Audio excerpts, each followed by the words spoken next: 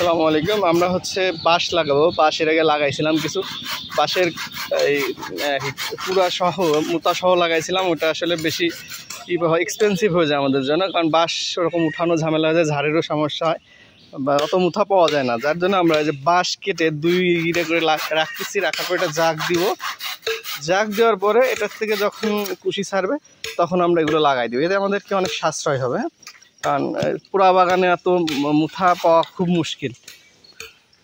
এই জন্য আমরা যে বাঁশ কেটে কিছু তাজা বাঁশ আর কি, একদম কাঁচা বাঁশ যেগুলো আর কি, ওইগুলো কেটে এখন আমরা যে ডুম করে এগুলো জাগে দেবো। এরপরে এর থেকে যখন কুচি বেরোবে তখন লাগাবো।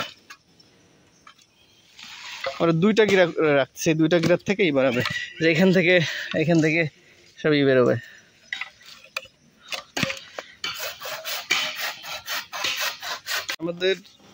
আমাদের এই যে বাঁশগুলো কাটা শেষ হয়ে গেছে, এখন এগুলো সব জাগে দিয়ে দেবো। আমরা যে এই সাইডে জাগে দিয়ে দিচ্ছি, যে আমরা এখানে এভাবে জাগে দিচ্ছি। এটা সুন্দর করে সাজাই, এর উপর খড় টড় দিয়ে আমরা জাগে দিয়ে রাখবো।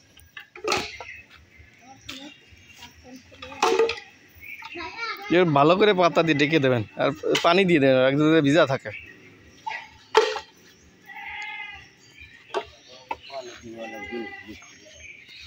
এটা কিছুদিন পরেই এখান থেকে কুশি যখন বের হবে তখনই আমরা এটা মাঠে লাগাই দিব।